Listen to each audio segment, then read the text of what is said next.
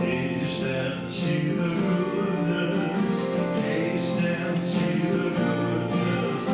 Taste and see the goodness of God. Taste and see the goodness. Taste and see the goodness. Taste and see the goodness of God.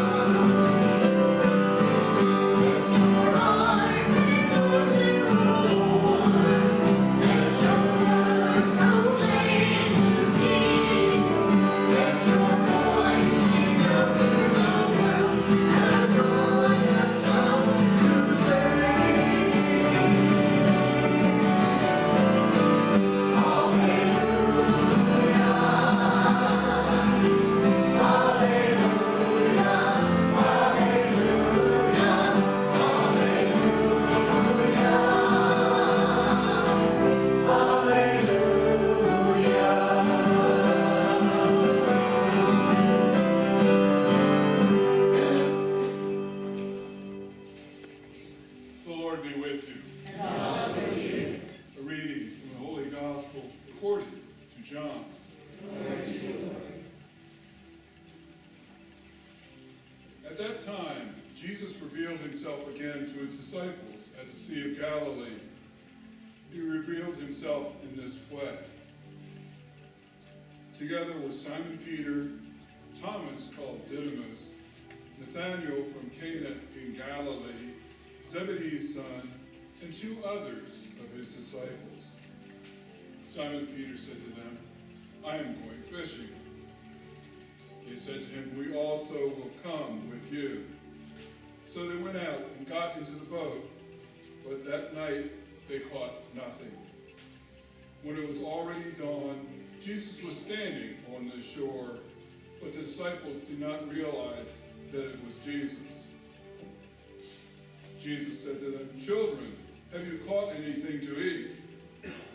They answered him, "No." So he said to them, "Cast the net over the right side of the boat, and you will find something." So they cast it, and were not able to pull it in because of the number of fish. So the disciples whom Jesus loved said to Peter, "It is the Lord." When Simon Peter heard that it was the Lord, he tucked in his garment, for he was tightly clad, and jumped into the sea. The other disciples came in with the boat, for they were not far from shore, only about 100 yards, dragging the net with the fish. When they climbed out on the shore, they saw a charcoal fire with fish on it and bread. Jesus said to them, "Bring some of the fish you just caught." So Simon Peter went over and dragged the net ashore full of 153 large fish. Even though there were so many, the net was not torn. Jesus said to them, "Come, have breakfast." And none of the disciples dared to ask him, "Who are you?" because they realized it was the Lord. Jesus came over and took the bread and gave it to them, and in like manner the fish. This was now the third time Jesus was revealed to his disciples after being raised from the dead. When they had finished breakfast, Jesus said to Simon Peter, "Simon, son of John, do you love me more than these? Simon Peter answered him, Yes, Lord, you know that I love you. Jesus said to him, Tend my sheep. Then he said to Simon Peter a second time, Simon, son of John, do you love me? Simon Peter answered, Yes, Lord, you know that I love you. Simon, then Jesus said, Tend my sheep. And Jesus said to him a third time, Simon, son of John, do you love me? Peter was distressed that Jesus had said to him a third time, Do you love me? And he said to him, Lord, you know everything. You know that I love you. Jesus said to him, Feed my sheep. Amen, amen, I say to you, when you were younger, you used to dress yourself up and go where you wanted. But when you grow old, you will stretch out your hands, and someone else will dress you and lead you where you do not want to go. He said this, signifying by what kind of death he would glorify God. And when he had said this, he said to him, Follow me. My brothers and sisters, the gospel of the Lord. Praise to you, Lord Jesus Christ.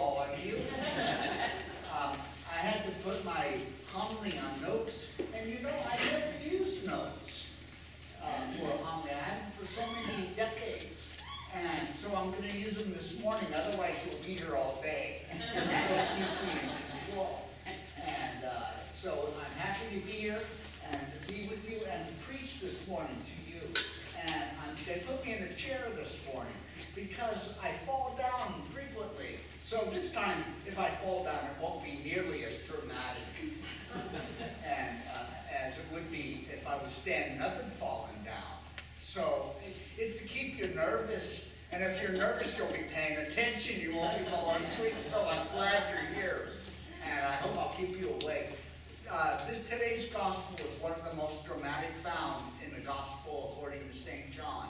And it speaks to all of us. It's addressed to each of us. In this story, there's a very prominent character. And whoever the writer was, the writer intends for us to identify with the main character in this story. But I want to tell you about another character and another story. Do you know, ever heard of the book of the Apocalypse or the Revelation? You've heard of it. They even make movies about it, as if they could, you know. And the book of Revelation was written by a mystic living in the first century, and his name was John. And a lot of people in the early church decided it was the same John who wrote the gospel. They were just making that up. We know that it wasn't John. We have ways of determining whether the authorship of a piece of literature is by the same writer or not. And it clearly is not. That's how we can say that the writer of the book of Revelation was a man named John. John was the most common Aramaic Hebrew name in the world at the time. So his name was John. But it doesn't mean it was the same John as the evangelist or the disciple, the son of Zebedee, who wrote the gospel according to St. John. Does that make any kind of sense to you? It doesn't mean it's any less scripture or any less inspired. It still is inspired for us. But someone came along and says, oh, it was written by a guy named John, so it must be the same John as the gospel writer. He didn't know know. We don't know. He was just making that up. And we get a lot of that in the church. The church likes to make up stuff like that. It makes it sound like we have all the answers. And so you feel more secure. Well, if you only knew the real truth of the matter. Anyway, his name, and there's something always in the name, so pay attention to a name. His name was Simeon. That was his first name. Simeon Bar Jonah. So Simeon was about as common a name as any in the first century. It was a common Jewish name. And so this guy was named Simeon. In English, we say Simon. Have you heard Simon before? So Simeon was his name. And he was the son of a man by the name of Jonah. Jonah was another very common name. In English, Jonah is simply John. So whenever you hear the word Jonah or the name Jonah, think of the name John.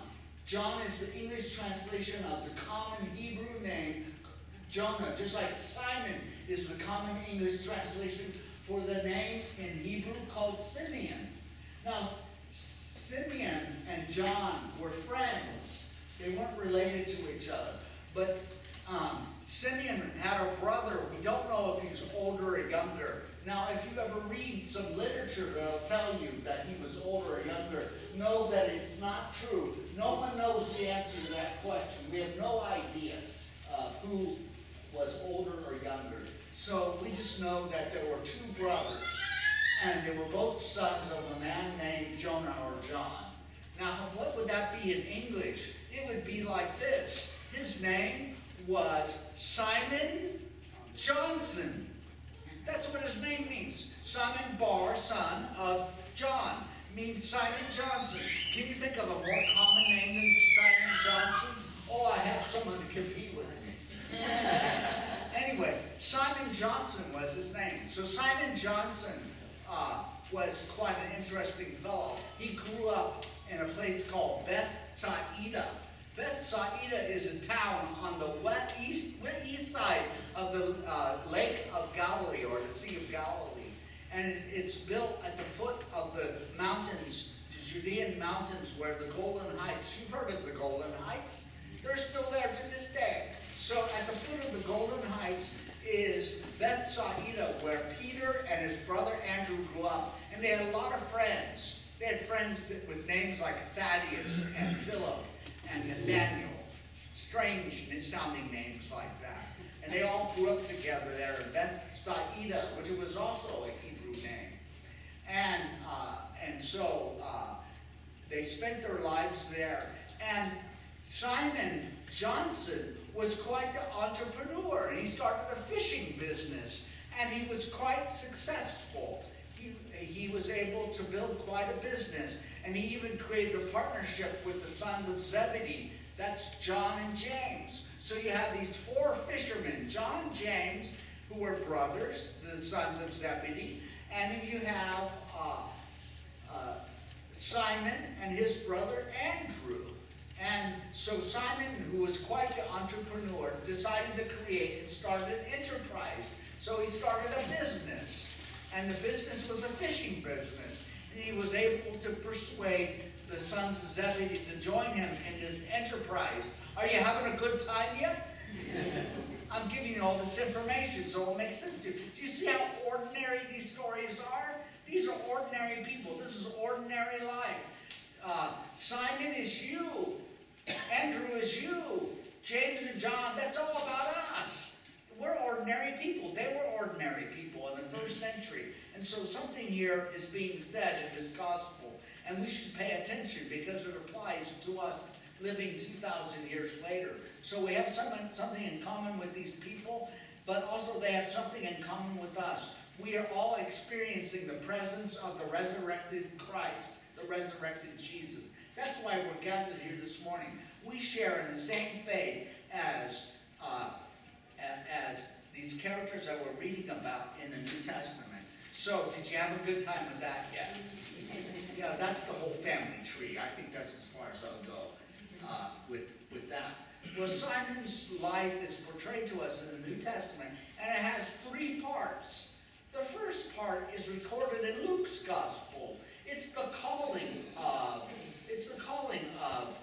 Simon. What happens is that Simon's brother Andrew was one of these guys who was a religious fanatic. Have you ever met a religious fanatic? I have. They come to church all the time. Oh, thank you, I need this. Thank you very much, Tom.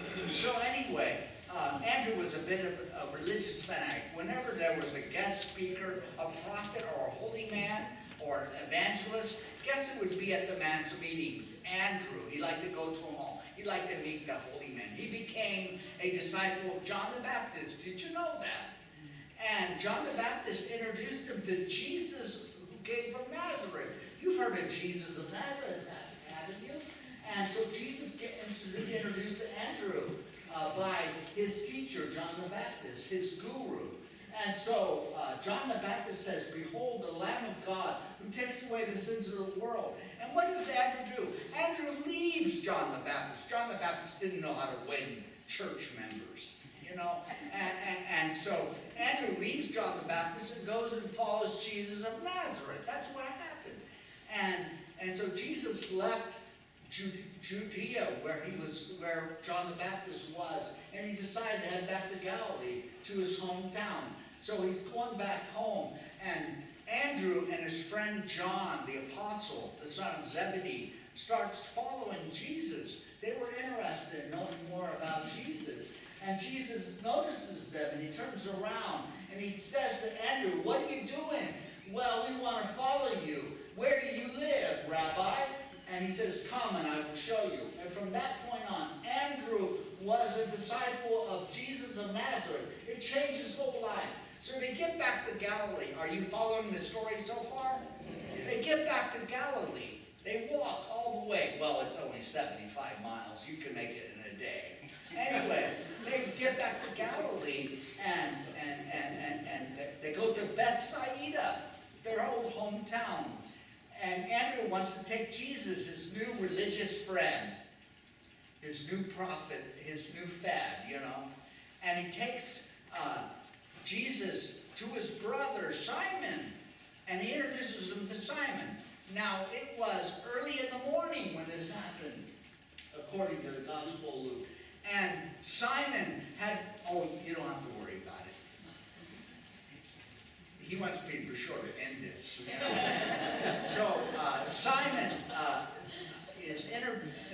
meets Jesus for the very first time. Andrew takes Jesus to meet Simon. And then Jesus looks Simon up and down. You know, I don't know if he was impressed or not. But he says to Simon these words after he was introduced. "This is Simon, my brother. How do you do? This is Jesus, the carpenter from Nazareth. How do you do?" And Jesus looks at him and says, "You shall be called Peter." Now, I already told you that Simon's last name was Johnson, just an ordinary name. He was Simon Johnson. Jesus changes his name at this point, gives him a nickname. And the name Peter is Petros. And this word Petros in Aramaic and Hebrew is Kephas. And it means rock or stone. Jesus gave him a new name. He gave him a nickname. And so it's like he gave gave Simon the name Rocky. Remember Rocky Balboa? He gives him the name Rocky. Jesus did it 2,000 years before Rocky Balboa ran the streets of Philadelphia. So anyway, Simon gets a nickname from Jesus. Well, in the Revelation of John, the Apocalypse, you remember I mentioned that earlier? It's one of the books we read from today. Well, I got to tell you something. John has a vision of heaven. I've never seen heaven. I don't know what it looks like. I've never been there.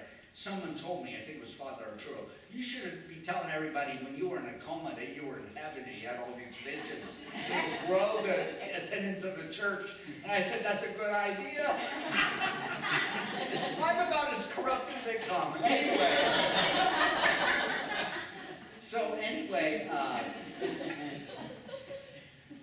we're told that in heaven, that God is going to give each of us, that is you, going to give you a stone, because Simon Peter is you, and on this stone is going to be written a name. It'll be your new name. We're told in the book of Revelation that in heaven you'll be given a stone by God himself, and inscribed on this stone will be your new name, and you'll be named by God. There's something about a name. So Peter had a name that his mother gave him, but he also had a new name which Jesus gave to him. It's quite an amazing story, isn't it? It changed everything for Simon on that day. His whole life was transformed. He had no idea what hit him when he met Jesus of Nazareth. He had no idea what religious fanatic or spiritual person his brother brought home to him. But it changed everything. Nothing would ever be the same for him. And so he decided to follow Jesus. So the first part of the story of Simon Peter is the story of his calling, and it's in all four of the Gospels. That's what I just told you. And the scene was at the lake of the Sea of Galilee, and Jesus took him out on the lake in the middle of the day to go fishing. Every fisherman will tell you that you don't fish in the middle of the day. They're not biting in the middle of the day. So, but Peter witnessed the miracle and became a disciple of Jesus. So now he's following Jesus along with his brother Andrew. But something else happens to Simon Peter. He goes to a Passover celebration because he was Jewish. And Jewish people celebrate Passover. That's what they did. Have you ever learned that? So they went to Jerusalem and they were celebrating the Passover. And Simon is having dinner conversation, table talk with Jesus and the other disciples. And they were arguing with each other because that's what Jewish men do. They argue with each other. So they were arguing with each other. We're told that explicitly. And Jesus said, someone here is going to deny me. And they all said, oh, we would never think of doing something like that. That would never happen. And then Simon Peter spoke up, and he said the most emphatic denial or statement of all of them. He says, I would never deny you. In fact, I would go and die for you. I will be a martyr for you. That's Simon Peter, ready to become the victim and the hero of the story. Well, you know the rest of it. The Garden of Gethsemane, Jesus is arrested, and Simon follows along. He's in the courtyard of the high priest when Jesus was on trial. And sure enough, he denies Jesus 3 times before the cock crows twice, just as Jesus said he would. And Jesus had eye contact with Simon. And Simon was broken, and he wept bitterly because he had failed to stand up and be the friend he claimed he would be for Jesus. He abandoned Jesus in Jesus' greatest hour of need and want. That's what he did. And so then the passion happens. Jesus is resurrected. He's tried. He's condemned. He's crucified. You know all of that. We've already talked about that story. But now it's a few days later, and the disciples of Jesus are up in an upper room, perhaps the same upper room where they had the Last Supper, and they don't know what they're going to do. They're hearing rumors that Jesus was raised from the dead, but they had no idea what that meant. And so Peter gets a good idea, like what most men get. Wives know this. Hey, let's go fishing. Hey, let's go watch football. Hey, let's do something. We can't sit around here thinking about this stuff. Isn't this so true? So they look for a distraction when they're having problems. They were depressed, so they were looking for a distraction. They couldn't think of a better distraction than to go back to fishing. That's what they used to do before they had to deal with Jesus and all his crazy statements. And so they go back to it, and what's being recreated is the original scene. So they're out on a boat, probably Peter's boat, since it was his idea. And there they are with other disciples from Bethsaida. There was Nathanael and Thaddeus and Philip and the sons of Zebedee. And there was Peter and Andrew. And they're out on the boat in the middle of the lake. I've seen the Sea of Galilee. It's bright blue. And so the boat was there, rocking on the waters and surface of the Sea of Galilee. And they see Jesus on the shore. And Jesus gives a command to these fishermen. He says, throw your net out on the starboard side, and you'll get a big catch of fish. Now, Peter could have stood up and said, what do you know about fishing? We're professionals. We're experts. We got this down. We know this lake. This is where we've been fishing all of our lives. Who are you? You're not a fisherman. You're a carpenter. What do you know about fishing? Well, they didn't do that. They took the nets and threw them over to the starboard side of the boat. And when they did, they caught 153 fish. Big fish. And they hauled it in. And they realized that all of a sudden, and someone said, I think that's the Lord over there. Do you think so? So we're told that in today's translation, that Peter was lightly clad. Did you catch that? He was lightly clad, like he was wearing shorts and a bathing suit and a tank top or something like that, right? That's what you imagine. He was lightly clad. Well, I'm going to tell you something. In the original text, which this was written in Greek, when it's translated from Greek to English, the translator tries to clean up all the writing. I want you to know that. That really happens. You know? You can see that if you can read Greek and English, you'll see what they're doing. They're cleaning up the text. So they said, oh, Peter was lightly clad. It doesn't say that at all. That's not what the Greek says. Are you finding this interesting? Yes. Oh, good. It says that Peter was naked. He didn't have any clothing on. He worked the whole night without a stitch of clothing on him. And he sees what is identified as the Lord on the shoreline, cooking a barbecue of fish for breakfast. And he hears that this might be the Lord. And so Peter jumps off the boat and he swims to shore. And then Peter does something that only Hercules could do. He grabs the net and by himself, under his own human power and strength, he yanks that net and he pulls all 153 fish, which would have been at least a pound each, out of the water. That's how excited he was to see Jesus in his life. And then he goes up and he sees Jesus sitting there on the beach. Jesus built a campfire and was cooking fish because apparently people in ancient Israel ate fish for breakfast. I never have until I went to the Philippines. When I was in the Philippines, I had fish every morning for breakfast. But I couldn't do it because they never chop off the head. And I don't like eating something that's staring at me. So I couldn't eat it. But anyway, they had fish for breakfast. And the other disciples come over and they join with Jesus and Peter, and they're having this barbecue on the beach in the early morning.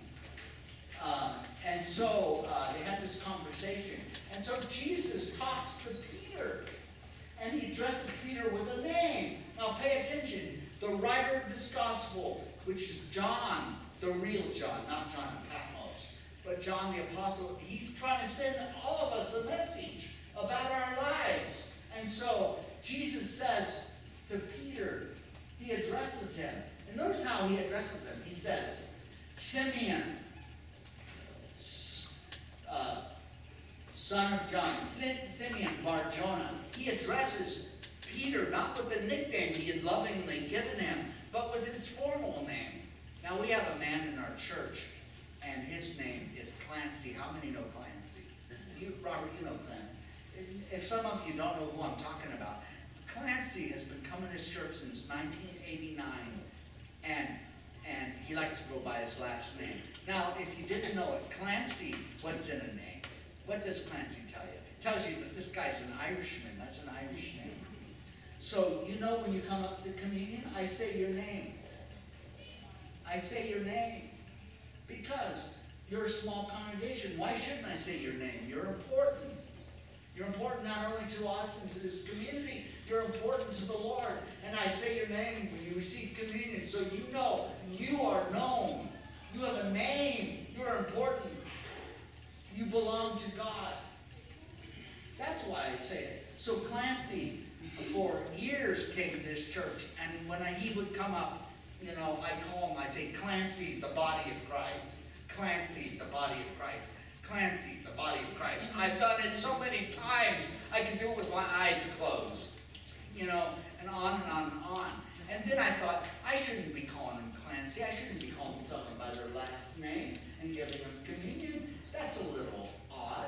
Wouldn't you think if I called you by your last name when you came up and I gave you communion that way, that would seem kind of impersonal, right? You know, it's better to be called by that we call your first name your Christian name. Did you know that? So that's why I say your first name when you come up. So I said to Clancy, I don't want to be calling you by your last name. I should be calling you by your Christian name.